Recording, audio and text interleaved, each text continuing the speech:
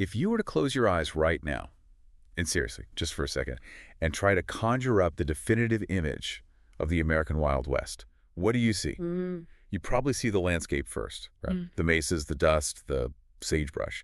Then maybe you see the figures, the cowboy on the horse, the outlaw in the black hat. Sure. But if you try to narrow that down to a specific person who embodies the showmanship, the skill, and the sheer mythic quality of that era, one name usually rises to the top. It's Annie Oakley. It almost has to be. It has to be. And that name, Annie Oakley, has become so ubiquitous that it's almost, detached from the actual human being. Completely. It's a brand. It's a Broadway musical. It's a Halloween costume, a touchstone of American folklore. It's even a noun in the dictionary. And honestly, that is the perfect place to start our deep dive today. Okay. Before we get into the heavy history, and trust me, it gets surprisingly heavy, we have to talk about how deep this woman's brand sank into the American consciousness. Have you ever heard someone refer to a free ticket to a sporting event or a show as an Annie Oakley? I have, actually. It feels like very old school theater slang, something you'd hear in like a 1940s movie. Hey, grab me a couple of Annie Oakleys for the show tonight. Precisely. And the origin story of that slang term is actually the perfect aha moment to understand her skill and her cultural impact. Oh, I love this. So back in the late 19th century, if you were given a complimentary ticket to a theater show or, say, a baseball game, the box office would punch a hole in it. Okay, sure. This was a purely practical measure to stop you from reselling it. It marked the ticket as dead for resale purposes. Right, just inventory management. Exactly. But at the same time, Annie Oakley was touring the world with Buffalo Bill.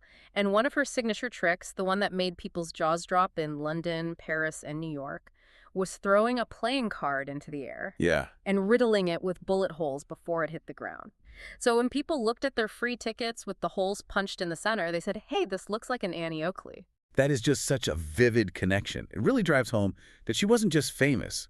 She was like a reference point for daily life. She was the archetype. But here's our mission for this deep dive. We need to rescue the woman from the musical. Annie, get your gun. Most people know that version, the boisterous, loud, singing cowgirl who can't get a man because she's too good with a gun. But the reality is so much more intense and, frankly, a lot darker and more impressive. I was really struck by that in the sources. We are looking at a stack of sources today. Census records, court transcripts, biographies, her own letters to presidents that paint a picture of someone who overcame a Cinderella-style nightmare childhood to become a woman of immense political influence and financial savvy. And grit. I think that's the word that kept coming up in the reading. Unbelievable grit. Absolute grit. And to help us navigate this, because there is so much material to cover, I want to frame her life around 3 specific pillars. Okay. If you want to understand the real Annie Oakley, you have to look at survival, celebrity, and integrity. Survival, celebrity, integrity. I like that structure. It's the only way to make sense of her. Survival is her childhood, how she physically managed to not die. Literally. Celebrity is how she essentially invented the international superstar persona. And integrity. That's the part most people don't know. Her later years were defined by a massive, high-stakes legal battle that tells you exactly who she was as a person. So let's unpack this. Let's start with pillar 1, survival. And to do that, we have to rewind the clock all the way back to 1860. Right. We are in Darke County, Ohio. This is rural country right on the Indiana state line. Annie is born Phoebe Ann Mosey. Mosey, not Oakley. Not Oakley. Now, you'll see her last name spelled Mosey, in different records. It's just, standard illiterate census taking of the time. But the family said Mosey. And the context here isn't the romantic Little House on the Prairie vibe. Oh, no. It's grim. It's desperate. Her parents were Quakers from Pennsylvania. And that Quaker background is crucial because it influences her personality later. She was always quiet, modest, teetotaling. She wasn't a rowdy cowgirl. Not at all. But when Annie was just 6 years old, disaster struck. Her father, Jacob, got caught in a blizzard. A blizzard? Yes, he was out dealing with livestock or supplies. Got caught in a severe storm, made it home, but developed hypothermia.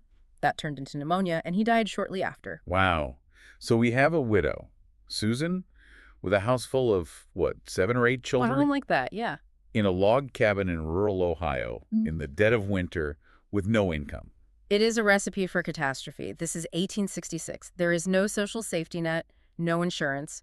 Her mother, Susan, tries to keep things afloat. She even remarries, but then the second husband dies shortly after. Oh my gosh. They are destitute. It gets so bad that Susan has to make the heartbreaking choice to bind out her children just to ensure they are fed. Right. Annie, at age 9, is sent to the Dark County Infirmary. Infirmary sounds so clinical, almost like a hospital. It's a polite euphemism for the poorhouse. The poorhouse. This was an institution for the destitute, the insane, and the orphaned. She is 9 years old, separated from her mother, living in a state institution. That alone is traumatic enough to define a life. But then the story takes a turn that honestly reads like a horror movie.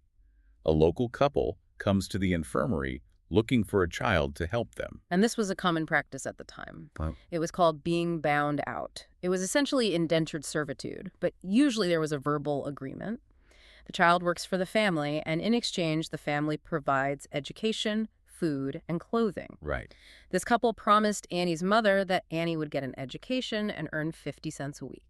Which would be, what, about $12 or $13 today? Around that, yes. It sounded like a job opportunity, a way to help her mother. But that is not what happened. No, it was a trap. Annie later referred to this couple only as the Wolves. The Wolves.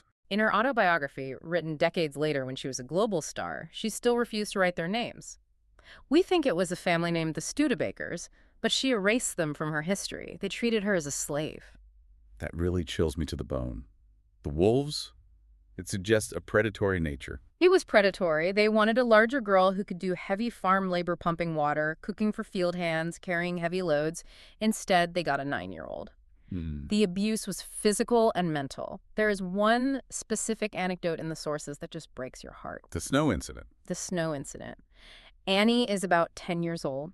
She has been working all day, cooking, cleaning. She is exhausted. She's trying to darn socks by candlelight late at night, and she nods off. Understandable. The wife, the female wolf, wakes her up in a rage. As punishment for falling asleep, she throws Annie out of the house. Into the snow. Into the snow. Without shoes. Barefoot. In an Ohio winter, she locked the door. Annie was left out there for hours, freezing. It's incredible that she survived that. Physically. But mentally. When you see the photos of her later, this polished, smiling Victorian lady in the Wild West show, it is hard to reconcile that she survived this. But that survival is what built the shooter. That's the key connection. Ah. She wasn't just talented, she was hardened. She eventually ran away around age 12, which took immense courage, and managed to make her way back to her mother. Wow. But the poverty was still there. Her mother was still struggling to keep the farm. And this is where Phoebe Ann Mosey stops being a victim and starts being a provider. Right. She picks up a gun. Now, we need to make a really important technical distinction here for the listener. When we say she started shooting, she wasn't out there sport shooting. This wasn't a hobby. No, correct. This was market hunting. Market hunting. This is a profession that basically doesn't exist anymore because of conservation laws. But in the 1870s, there was a massive demand for game meat in hotels and restaurants in growing cities like Cincinnati. So she's a commercial hunter. Exactly. Annie was hunting grouse, quail, squirrel, and rabbit to sell. And the economics of this are fascinating. She was using a muzzle loader at first, right? Right. An old rifle. Yes, an old cap and ball Kentucky rifle. And think about the mechanics of that. You have to pour the powder, patch the ball, ram it down, place the cap. It takes time to reload. And more importantly, Ammunition costs money. Powder, shot, caps, that all comes out of your pocket. so if you shoot at a squirrel and miss, You have literally thrown money away. You are in the red. You have lost the cost of the shot, and you have lost the sale of the meat. so she learned accuracy out of financial panic. Precisely. She learned to shoot the animal on the head so she wouldn't ruin the meat with lead shot, which would lower the price. She became a machine. Wow. There's a staggering statistic in the sources. By the time she was 15 years old, this little 5-foot-tall girl had earned enough money from shooting game to pay off the mortgage on her mother's farm. 15. 15. Imagine that scene. Just visualize it. A 15-year-old girl, barely 5 feet tall, walking into a bank or a land office in rural Ohio and slamming down a stack of cash that she earned one bullet at a time. It's the definition of agency. She took control of her life through the barrel of a gun, and that leads us directly to the moment her life changed forever. The shooting match. The shooting match. This is the part of the story that feels like a rom-com, but with more gunpowder. The timeline is a little fuzzy. Sources say either Thanksgiving 1875 or maybe 1881, But the beat is the same. There's a traveling marksman named Frank E. Butler. Frank Butler. He's an interesting character, an Irish immigrant, a traveling showman. He does trick shooting in variety shows. Wow. He's passing through Cincinnati or maybe Greenville, and he's feeling confident. He places a $100 bet with a local hotelier named Jack Frost. And we should clarify, $100 in 1875 is huge money. It's massive. It's roughly equivalent to $3,000 today. He bets he can beat any local shooter. He's suspecting a big tough guy. Exactly. He's expecting a burly farmer or a Civil War veteran or a local militia guy, someone who looks the part. Right. Instead, the hotelier brings out a 15-year-old girl in a homemade dress. Oh, no. Frank Butler must have thought it was a joke. He actually admitted later that he almost called the bet off because he felt bad taking their money. He thought he was going to humiliate this child. But the match starts. And they aren't shooting clay pigeons like we do today. No. They are shooting live birds pigeons released from traps. This was the standard sport of the day. Okay, so it goes shot for shot. Shot for shot. The crowd must have gone silent. Frank hits, Annie hits, Frank hits, Annie hits. You can imagine the sweat starting to form on Frank's forehead. Oh, yeah. This little girl isn't missing. They get to the 25th bird. Frank misses. And Annie? She steps up, raises that heavy gun, and drops the bird. Dead center. He loses. Frank Butler loses the match, loses his $100, and loses his reputation as the best shot in town. But he wins a wife. He does. And what I love about this is that Frank Butler didn't have an ego meltdown. You have to remember, the era of Victorian masculinity was very rigid. Losing to a girl should have been humiliating. Should have crushed him. But Frank was immediately smitten. He started courting her, providing her with tickets to his shows, writing her letters. They married, likely in 1882. And this began one of the most successful partnerships in entertainment history. Mm. But it wasn't just a romance. It was a business strategy that flipped the traditional script. Right. I mean, usually in this era, the husband is the star and the wife is the assistant. Sure. And initially they toured that way. Frank was the shooter, Annie was the assistant holding the targets. But Frank was smart. He realized very quickly that he was a good shooter. But she was a prodigy. She was lightning in the bottle. The audience loved her. So he stepped back. He voluntarily demoted himself. He became her manager, her press agent, and her assistant. He held the targets for her. He realized that the money and the fame lay with her talent, not his. That takes a remarkably secure man in the 1880s. Incredibly secure. He dedicated the rest of his life to making her a star. And that's when she officially adopts the stage name Oakley. Where did that come from? The leading theory is that it was the name of a neighborhood in Cincinnati where they lived for a while. It sounded better than Phoebe Ann Mosey. Annie Oakley does have a rhythm to it. Yeah, it's punchy. It sounds like a star. So they have the name, they have the act, they are touring vaudeville. But the rocket fuel was joining Buffalo Bill's Wild West show in 1885. This is the big leagues. You have to understand, Buffalo Bill Cody's show wasn't just a circus. It was a traveling phenomenon. It was a massive reenactment of the frontier myth. Right. It had hundreds of people, herds of buffalo, elk, horses. It traveled on its own customized train. Joining this show was like headlining the Super Bowl halftime show, but every single night. And Annie became the star attraction immediately. Right. Let's talk about the stunts. Because reading about them is one thing, but trying to visualize them, she wasn't just hitting targets. She was doing things that seemed physically impossible. It was precision shooting on a level that is hard to comprehend. She would shoot a cigar out of Frank's mouth. Which again speaks to Frank's trust level. Immense trust. But the one that always gets me is splitting a playing card edge on. Wait, explain edge on for the listener. Okay, so imagine someone holding a playing card. Yeah. Usually you shoot the face of the card, the king or the queen. That's a decent target. Sure. But edge on means they turn the card sideways. The target area is just the thickness of the cardstock. It's a line, basically. A sliver. A sliver. She would stand 30 paces away and fire. She had to hit that thin edge perfectly to slice the card in half. That is wild. She also hit dimes thrown into the air. She would jump over a table and shoot a glass ball before it hit the ground. And she did all this while looking like a proper Victorian lady. That contrast was key, right? Oh, absolutely. She made her own costumes, modest, knee-length skirts, high collars. She looked like a school teacher or a kindly aunt, but she was lethal with a Winchester. That contrast was the entire hook. She was safe, she was feminine, but she was powerful. And she was paid like it. The sources say she earned more than anyone in the troupe except Buffalo Bill himself. Which is saying something. She was earning more than the president of the United States at one point, but her value wasn't just in the shooting, it was in her persona. Right. And that brings us to her relationship with Sitting Bull. This blew my mind. Sitting Bull, the Lakota holy man and leader who had defeated Custer at the Battle of the Little Bighorn.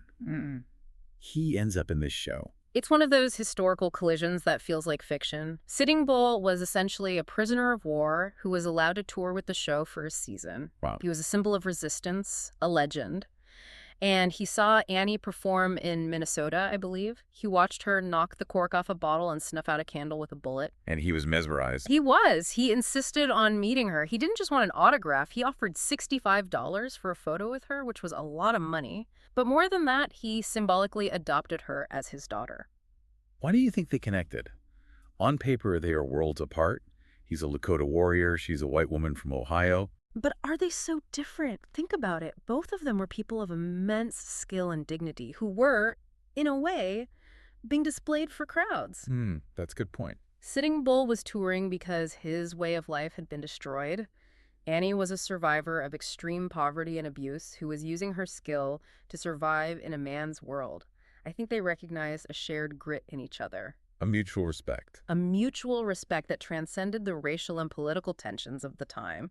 He gave her the Lakota name Watanya Cicilla. Which translates to? A little sure shot. Little sure shot. That nickname wasn't a marketing slogan cooked up by Buffalo Bill's PR team. It was a name bestowed by Sitting Bull. That gave her an authenticity that money couldn't buy. But speaking of tensions, it wasn't all friendship backstage. Right. There was a rivalry, a real all-about-Eve situation with a younger shooter named Lillian Smith. Ah, yes, Lillian Smith. She joined the show in 1886. She was 15 years old, the same age Annie had been when she started, and she was the anti-Annie. The anti-Annie? How so? She was a Californian. She wore flashy, loose clothes. She was loud. She bragged. Annie hated it. Right, because Annie cultivated this very specific image. Exactly. Polite, ladylike, professional. Lillian was the opposite. And the press started playing them against each other. This is actually why Annie started lying about her age. Oh, really? I saw that in the notes. She shaved 6 years off. Right. Because Lillian was 15 and getting all this press for being a prodigy. Annie, who was in her mid-20s, felt the pressure. So she started claiming she was born in 1866 instead of 1860 so she could still compete as a girl wonder. That's fascinating. It created this weird friction where Annie actually left the show for a couple of seasons just to get away from Smith. But she came back. She came back once Lillian was gone, just in time for the 1889 Paris Exposition. And that takes us to Europe. Okay. And if she was a star in America, she was a sensation in Europe. This is the celebrity pillar reaching its peak. Absolutely. Kings and queens were lining up to see her. She performed for Queen Victoria, who was notoriously hard to impress, but she called Annie a very clever little girl. She performed for King Umberto of Italy. But the most famous incident involves the Kaiser of Germany. Kaiser Wilhelm II. Yep. And this is one of those what-if moments in history that keeps you up at night. It really is. So the newly crowned Kaiser Wilhelm sees the show in Berlin. He's a bit of a pompous figure, obsessed with the military. He asks Annie to perform her famous trick, shooting the ashes off a cigarette. And Frank usually holds the cigarette. Usually. But the Kaiser wants to get involved. He volunteers. He wants to hold the cigarette himself. No. Yes. Okay, stop and think about the pressure here. You are holding a Winchester rifle. You are aiming at the face of the head of state of a major European power. And you are doing it in front of his entire Imperial Guard. If you miss by an inch, if you sneeze, if the wind blows, if the cartridge is overloaded, you don't just fail a trick. You assassinate an emperor. You start a war. Wow. And she didn't miss. She didn't miss. She shot the ash right off the cigarette. But the kicker is what happened later. Decades later. Yes. Flash forward to World War I. Kaiser Wilhelm is now the enemy of the United States. He has plunged Europe into a devastating war. Right. Annie Oakley, who is now retired and older, writes a letter to the Kaiser. She essentially says, I'll give you a second shot. Oh my gosh. Implying she wouldn't aim for the ash this time. Exactly. She asked for another chance to take the shot. She famously said later, if I shot the Kaiser, I might have saved the lives of several millions of soldiers. That is just, it's dark humor. Yeah. But it shows she understood her place in history. She absolutely did. And speaking of her place in history, we have to talk about her impact on media. She wasn't just a live performer. The Edison film. 1894, Thomas Edison. He had his famous Black Maria studio in New Jersey. He invited Annie to perform for his kinetoscope. So we actually have footage of her. You can go online right now and watch Annie Oakley shooting glass balls in 1894. She was a multimedia star before the term even existed. Exactly. So things are going great. She's rich, she's famous, she's happily married, she has conquered Europe. And then, 1901, everything crashes. Literally. A train accident. As I mentioned, the Buffalo Bill troupe traveled by train. In North Carolina, there was a head-on collision with a freight train. It was horrific. Many animals were killed. Annie. She was thrown from her bunk while she was sleeping. The injuries were severe. Paralyzed. She was temporarily paralyzed. Mm-hmm. She had internal injuries. She had to undergo 5 spinal operations. That sounds like a career ender. For anyone else, it would have been. Her hair reportedly turned white from the trauma of the event, but she clawed her way back. She just kept going. She couldn't do the rough riding Yeah. and the acrobatic shooting in the same way immediately, so she shifted gears. She started acting in a play called The Western Girl. It was less physically taxing, but she still got to shoot guns on stage using blanks. So she adapts. But just as she's recovering from this physical trauma, she gets hit with a reputational bomb. This is the William Randolph Hearst story. Yeah. And this is where we see that third pillar, integrity. This is a crucial chapter that often gets left out of the biographies, but it defines her. In 1903, a woman was arrested in Chicago. She was a burlesque dancer, she was addicted to cocaine, and she was stealing a pair of trousers to support her habit. Okay. When the police arrested her, she lied. She told them, "I'm Annie Oakley." And the press ran with it. William Randolph Hearst's newspaper empire ran with it. They published a sensational story. Annie Oakley in jail.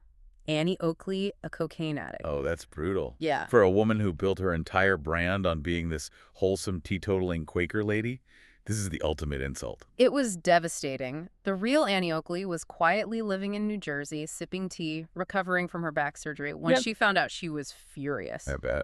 Most papers retracted the story immediately when they realized the mistake, but Hearst fought it. Why? Ego, money, power. He didn't want to admit he was wrong, and he didn't want to pay the damages. He actually sent a private investigator down to Dark County, Ohio, to dig up dirt on Annie's past. He tried to find a scandal. He wanted to find something, a secret lover, an illegitimate child, anything to discredit her character so he wouldn't have to pay. And what did the investigator find? Nothing. He found a hardworking girl who paid her mother's mortgage. Her reputation was absolutely bulletproof. So what did she do? She sued. She went on a warpath. She filed 55 libel lawsuits against newspapers across the country. And you have to understand the effort involved here. This is 1904. You can't just zoom into court. Right. She had to travel by train to courthouses all over America to testify. And the cost must have been astronomical. She spent more money on legal fees and travel than she ever won in judgments. So it wasn't about the money. It was never about the money. It was about integrity. She said, "The one thing I have is my name." She was willing to bankrupt herself to clear it. And she won. She won 54 of the 55 suits. 54 wins. That is obsession. It's honor. It proves that the Annie Oakley persona wasn't just a costume, it was a code she lived by. That code of honor extended to other women, too. We need to talk about her views on women and guns. She wasn't a suffragette in the traditional sense, was she? No, not really. She wasn't out there marching for the vote necessarily, but she was a fierce advocate. Her brand of feminism was very practical. Call it ballistic feminism. Ballistic feminism. I like that. She believed that women should know how to handle guns as naturally as they handle babies. That's a great quote. She saw it as a matter of self-defense and independence. She taught over 15,000 women how to shoot over the course of her life. 15,000. She viewed it as mental and physical discipline. She wanted women to be safe, not helpless. And she even tried to get women into the military, right? Multiple times. Yeah. In 1898, during the Spanish-American War, she wrote to President McKinley offering a company of 50 lady sharpshooters. No way. She promised they would provide their own arms and ammunition. She said, "Every one of them is an American and a good shot." And McKinley. He rejected it, probably threw the letter away. She tried again in World War I with President Wilson, rejected again. But she was decades ahead of her time in thinking about women in combat roles. It's funny, she's this mix of very traditional Victorian values. She always wore skirts, she expected men to be gentlemen, but then she's proposing an all-female sniper unit. That contradiction is what makes her so interesting. She subverted gender roles by perfecting them. She entered a man's world shooting, but did it so ladylike, that men couldn't be threatened by it, they could only applaud it. She hacked the system. So let's look at the final chapter, the final years. She survived the wolves, the Wild West, the train crash, the libel suits. How does she spend her 60s? Surprisingly, she kept shooting. At age 62, she entered a shooting contest in North Carolina. Okay. She hit 100 clay targets in a row from 16 yards. 100 in a row at 62. She never lost the touch, but the body was wearing out.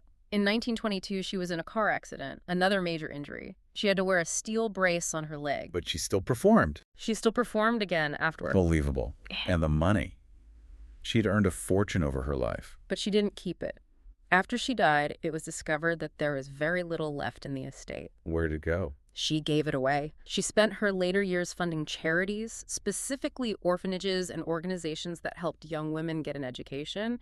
She remembered where she came from. She never forgot being that little girl. Never. She never forgot that little girl in the Dark County infirmary. She wanted to make sure other kids had a chance. And her ending? Yeah.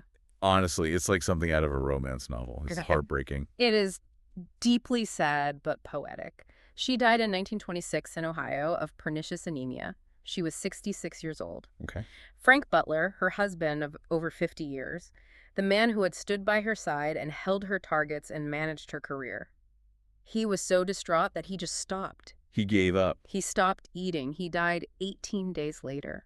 They couldn't exist without each other. They really couldn't. They were buried together in Brock Cemetery in Ohio. It was a partnership to the very end. That is heavy. But it feels right for them. It does. So as we wrap this up, what is the legacy here? Obviously, we have the cowgirl image. Yes, she is the mother of the American cowgirl. Before her, women in the West were depicted in fiction mostly as victims to be rescued or as saloon girls. She created the image of the capable, independent Western woman. She paved the way. Paved the way for Dale Evans and every cowgirl since. She's in the National Women's Hall of Fame, the Cowgirl Hall of Fame, the Trap Shooting Hall of Fame. But beyond the plaques and the halls of fame, I think her legacy is simpler. She proved that talent doesn't have a gender. She beat the men at their own game shooting, and she made them love her for it. She forced the world to respect a woman with a gun. And she did it all, starting from absolutely nothing. Less than nothing. She started in the negative. I want to leave you with that provocative thought we hinted at earlier. The Kaiser's cigarette. It haunts me. Think about the 20th century. World War I. The trenches. The mustard gas. The collapse of empires. The rise of ideologies that followed communism, fascism, all of that history hinged on the life of Kaiser Wilhelm II. He was the domino that tipped it all over. He was. And on a sunny day in Berlin in 1889, a poor girl from Dark County, Ohio, aimed a Winchester rifle at his face. If she had sneezed, if the wind had blown, if she had just been a tiny bit less perfect. The 20th century looks completely different. It's a reminder of how fragile history is, and how strange it is that a sharpshooter from Ohio held the fate of the world in her trigger finger for a split second. It really makes you wonder. That's it for this deep dive on the real Annie Oakley. Not just the musical star, but the survivor, the provider, and the legend. An incredible life. Thanks for listening. We'll catch you on the next one.